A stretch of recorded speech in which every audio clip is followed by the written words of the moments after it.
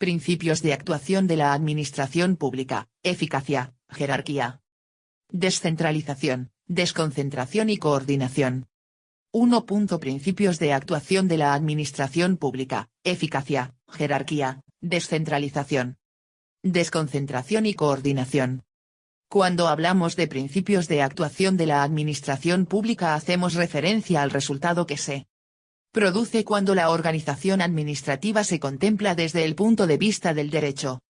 El artículo 103.1 de la actual Constitución dispone que la administración sirve con objetividad los intereses generales y actúa de acuerdo con los principios de eficacia, jerarquía, descentralización, desconcentración y coordinación, con sometimiento pleno a la ley y al derecho. 1.1. Estudio detallado de cada uno de los principios constitucionales.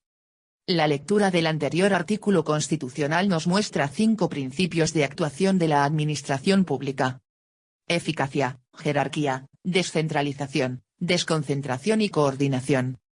Además de estos principios, también contiene la manifestación de que la administración sirve con objetividad los intereses generales.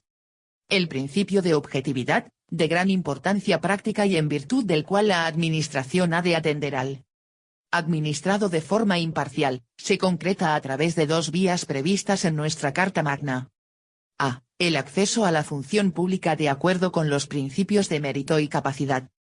B. La remisión a la ley de la regulación de las garantías que tienden a lograr la imparcialidad de los funcionarios en el ejercicio de sus cargos. Tras realizar la salvedad anterior, analizaremos a continuación los restantes principios constitucionales mencionados. 1.1.1. Eficacia.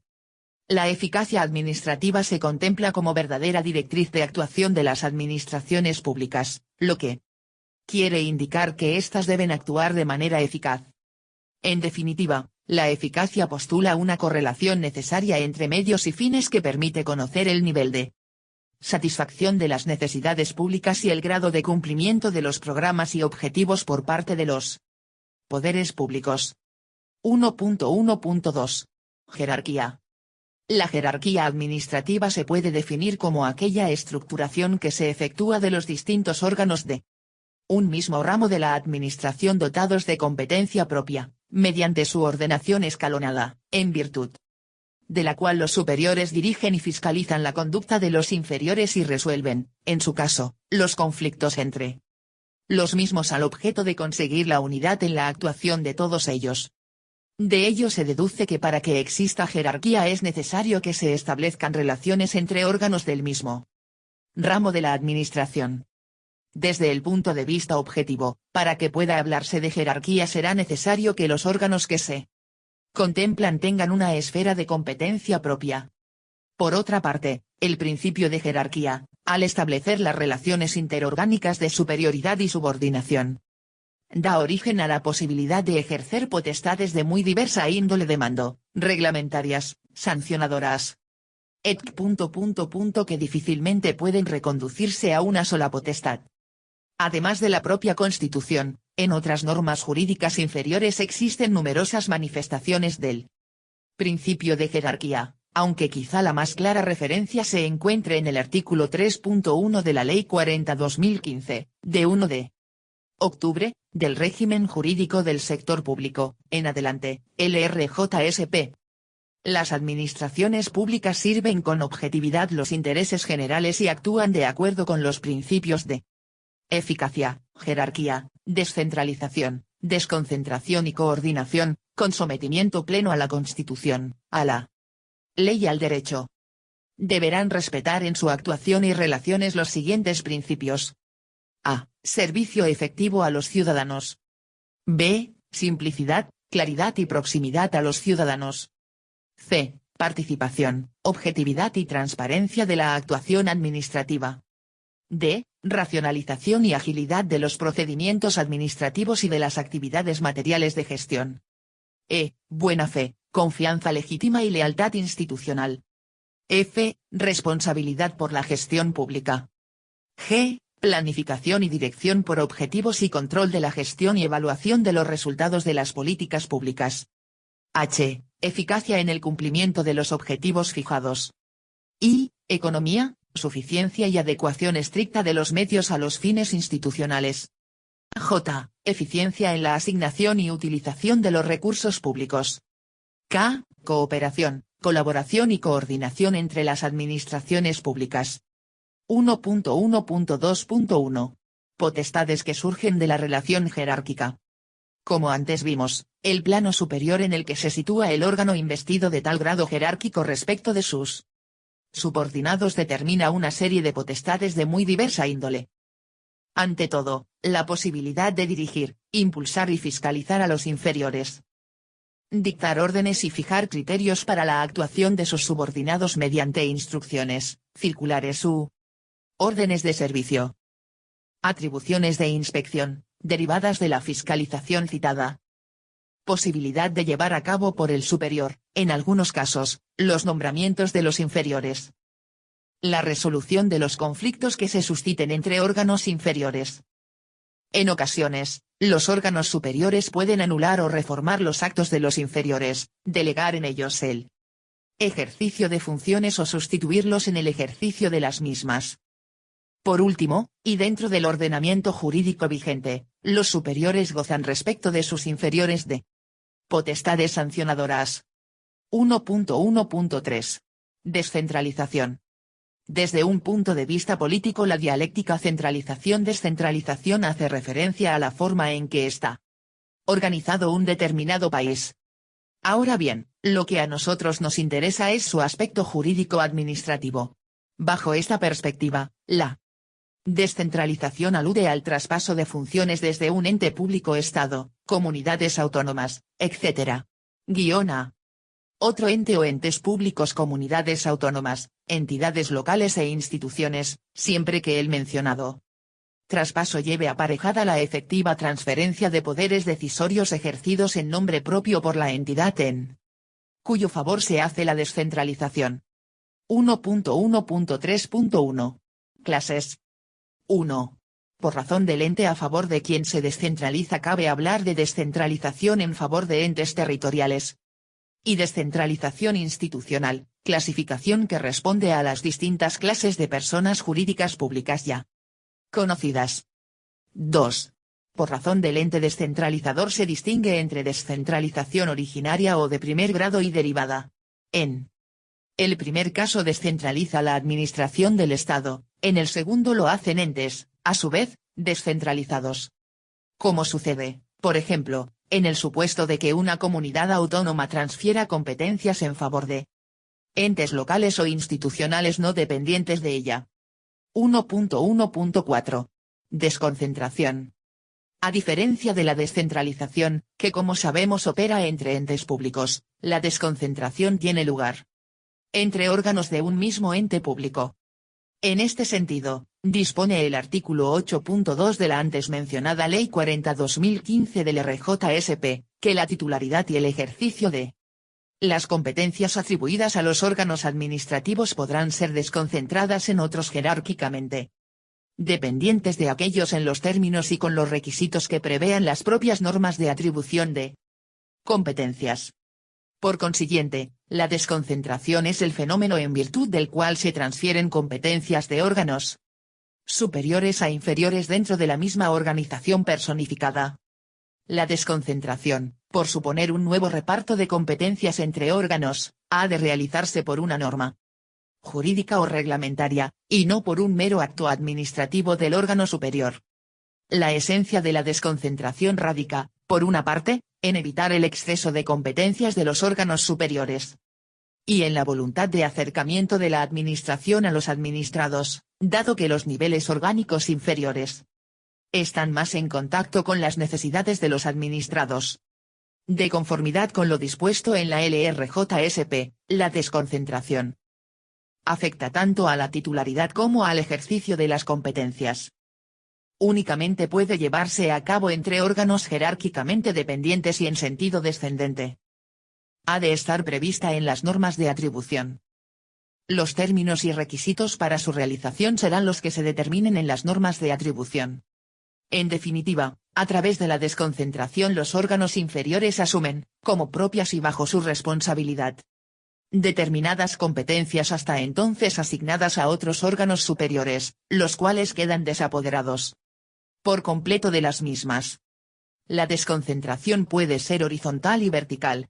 La primera se produce cuando un órgano central cede sus competencias a otro también central, existiendo la vertical en el caso de que las atribuciones pasen de un órgano central a uno periférico. 1.1.4.1. Figuras afines. Como hemos visto, la desconcentración supone un cambio tanto en la titularidad como en el ejercicio de la competencia desconcentrada. Sin embargo, existen otras técnicas y modalidades en las que traslada tan solo el ejercicio de la competencia o la forma en que se ejerce, pero no la titularidad de la misma, que continúa siendo del órgano que en principio la poseía. Ello se lleva a cabo a través de las siguientes figuras jurídicas. 1. La delegación de competencias. 2. La avocación. 3. La encomienda de gestión. 4.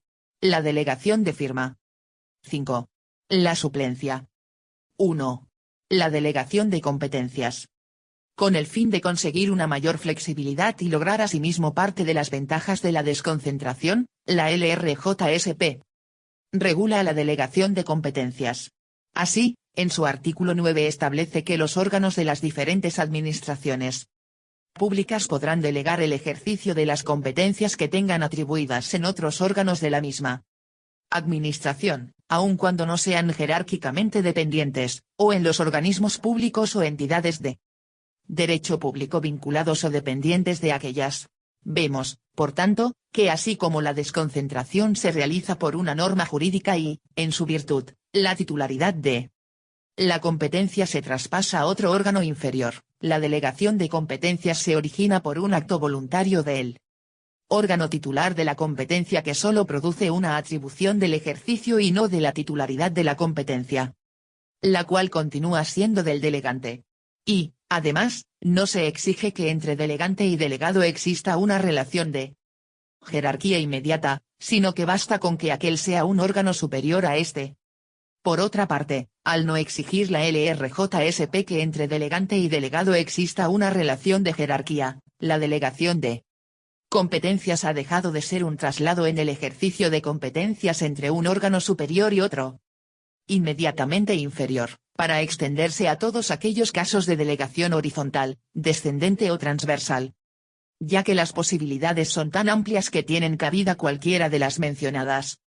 La LRJSP admite la delegación de competencias con gran amplitud y generalidad, excluyendo únicamente en su artículo 9.2 las competencias relativas a los asuntos que se refieran a relaciones con la jefatura del Estado, la presidencia del Gobierno de la Nación, las Cortes Generales, las presidencias de los consejos de gobierno de las comunidades autónomas y las asambleas legislativas de las comunidades autónomas.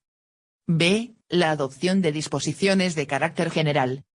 C. La resolución de recursos en los órganos administrativos que hayan dictado los actos objeto de recurso. D. Las materias en que así se determine por norma con rango de ley. Asimismo, salvo autorización expresa de una ley, no podrán delegarse las competencias que se ejerzan por delegación. En tales casos, si se apreciara la necesidad de que ejerciera la competencia un nuevo delegado, lo procedente sería revocar la primera y realizar una nueva delegación a favor del órgano que se considere idóneo para ejercerla. En el orden formal, el procedimiento a seguir es muy sencillo, basta con una resolución del delegante en favor del delegado, en la que deberá consignar las competencias objeto de la misma, y publicarla en el Boletín Oficial del Estado, de la comunidad autónoma o de la provincia, según que el órgano delegante pertenezca a la administración del Estado, a la de una comunidad autónoma o a la administración local. De conformidad con lo previsto en el artículo 9.4 de la LRJSP, las resoluciones administrativas que se adopten por delegación indicarán expresamente esta circunstancia y se considerarán dictadas por el órgano delegante.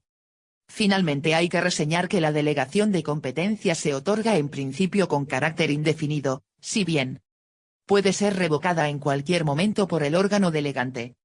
En tales casos, la revocación deberá ser publicada en el mismo boletín oficial en que se insertó la delegación. 2. La avocación. Del lado opuesto a la delegación de competencia se encuentra la figura de la avocación, que consiste en la asunción unilateral por parte de un órgano de una competencia que corresponde ordinariamente a otro órgano inferior o que actúa por delegación del primero. Así, según se establece en el artículo 10 de la LRJSP, los órganos superiores podrán avocar para sí el conocimiento de uno o varios asuntos cuya resolución corresponda ordinariamente o por delegación a sus órganos administrativos dependientes, cuando circunstancias de índole técnica, económica, social, jurídica o territorial lo hagan conveniente. En los supuestos de delegación de competencias en órganos no dependientes jerárquicamente, el conocimiento de un asunto podrá ser avocado únicamente por el órgano delegante. En todo caso, la avocación se realizará mediante acuerdo motivado que deberá ser notificado a los interesados en el procedimiento, si los hubiere, con anterioridad o simultáneamente a la resolución final que se dicte. Contra el acuerdo de avocación no cabrá recurso, aunque podrá impugnarse en el que, en su caso, se interponga contra la resolución del procedimiento. Al contrario de lo que sucede con la delegación de competencias, la avocación es una figura muy poco conocida y utilizada en nuestras administraciones públicas. 3. La encomienda de gestión. Consiste en que un órgano administrativo o entidad de derecho público encarga a otro órgano o entidad, de la misma o diferente administración, realizar actividades de carácter material, técnico o de servicios, bien por razones de eficacia o por no disponer el encomendante de los medios técnicos idóneos para su desempeño. De lo anterior se desprende que la encomienda no supone cesión de la titularidad de la competencia ni tampoco traslada su ejercicio en el plano jurídico formal, esto es, la facultad para dictar actos o resoluciones administrativas, sino que su contenido es puramente material o técnico y limitado a actuaciones materiales, técnicas o de servicios. El encomendado, por tanto, solo se encarga de realizar tareas instrumentales jurídicamente irrelevantes, como pueden ser determinados estudios, inspecciones técnicas, informes, propuestas, recogida o recuento de datos, operaciones estadísticas, etc. La encomienda de gestión se encuentra regulada en el artículo 11 de la LRJSP, al establecer que la realización de actividades de carácter material o técnico de la competencia de los órganos administrativos o de las entidades de derecho público podrá ser encomendada a otros órganos o entidades de derecho público de la misma o de distinta administración, siempre que entre sus competencias estén esas actividades, por razones de eficacia o cuando no se posean los medios técnicos idóneos para su desempeño. Las encomiendas de gestión no podrán tener por objeto prestaciones propias de los contratos regulados en la legislación de contratos del sector público. En tal caso, su naturaleza y régimen jurídico se ajustará a lo previsto en esta. La encomienda de gestión no supone cesión de la titularidad de la competencia ni de los elementos sustantivos de su ejercicio, siendo responsabilidad del órgano o entidad encomendante dictar cuantos actos o resoluciones de carácter jurídico den soporte o en los que se integre la concreta actividad material objeto de encomienda. En todo caso, la entidad u órgano encomendado tendrá la condición de encargado del tratamiento de los datos de carácter personal a los que pudiera tener acceso en ejecución de la encomienda de gestión, siéndole de aplicación lo dispuesto en la normativa de protección de datos de carácter personal. La formalización de las encomiendas de gestión se ajustará a las siguientes reglas. A. Cuando la encomienda de gestión se realice entre órganos administrativos o entidades de derecho público pertenecientes a la misma administración deberá formalizarse en los términos que establezca su normativa propia y, en su defecto, por acuerdo expreso de los órganos o entidades de derecho público intervinientes. En todo caso, el instrumento de formalización de la encomienda de gestión y su resolución deberá ser publicada, para su eficacia, en el Boletín Oficial del Estado, en el Boletín Oficial de la Comunidad Autónoma o en el de la provincia, según la administración a que pertenezca el órgano encomendante. cada administración podrá regular los requisitos necesarios para la validez de tales acuerdos que incluirán, al menos, expresa mención de la actividad o actividades a las que afecten, el plazo de vigencia y la naturaleza y alcance de la gestión encomendada. B. Cuando la encomienda de gestión se realice entre órganos y entidades de derecho público de distintas administraciones, se formalizará mediante firma del correspondiente convenio entre ellas, que deberá ser publicado en el Boletín Oficial del Estado, en el Boletín Oficial de la Comunidad Autónoma o en el de la provincia, según la administración a que pertenezca el órgano encomendante, salvo en el supuesto de la gestión ordinaria de los servicios de las comunidades autónomas por las diputaciones provinciales o en su caso cabildos o consejos insulares, que se regirá por la legislación de régimen local. 4. La delegación de firma.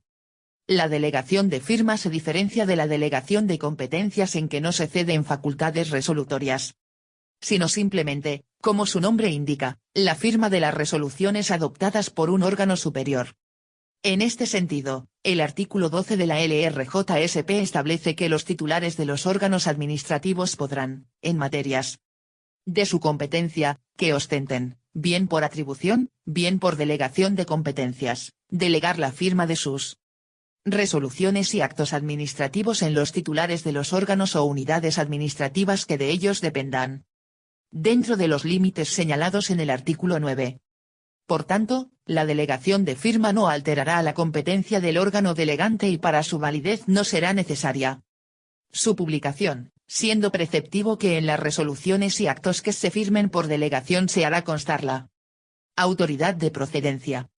5. La suplencia. Según lo dispuesto en el artículo 13 de la LRJSP, en la forma que disponga cada administración pública, los titulares de los órganos administrativos podrán ser suplidos temporalmente en los supuestos de vacante, ausencia o enfermedad, así como en los casos en que haya sido declarada su abstención o recusación. La finalidad de la suplencia no es otra que la de garantizar el efectivo ejercicio de las competencias por los órganos que las tengan expresamente atribuidas, evitando la paralización de la actividad en los mencionados supuestos. Si no se designa suplente, la competencia del órgano administrativo se ejercerá por quien designe el órgano administrativo inmediato superior de quien dependa. La suplencia no implica, en ningún caso, alteración de la competencia. 1.1.5. Coordinación. El objetivo fundamental de la coordinación es el de sincronizar las actuaciones de los distintos órganos de la administración. El principio de la coordinación, en sentido estricto, se refiere a las necesarias relaciones de complementariedad que deben existir entre órganos de distinto ramo de la administración, entre los que precisamente no existe relación jerárquica, así como las relaciones entre órganos de la misma competencia y pertenecientes al mismo ramo de la administración, pero con distinta competencia territorial. Por tanto, el principio de coordinación trata de evitar superposiciones y fricciones entre las competencias de órganos no jerarquizados. El artículo 98.2 de la Constitución, al decir que el presidente dirige la acción del gobierno y coordina las funciones de los demás miembros del mismo, sin perjuicio de la competencia y responsabilidad directa de estos en su gestión. El artículo 154 de la Constitución, que da carta de naturaleza al delegado del gobierno en las comunidades autónomas, el cual dirigirá la administración del Estado en el territorio de la comunidad autónoma y la coordinará, cuando proceda, con la administración propia de la comunidad,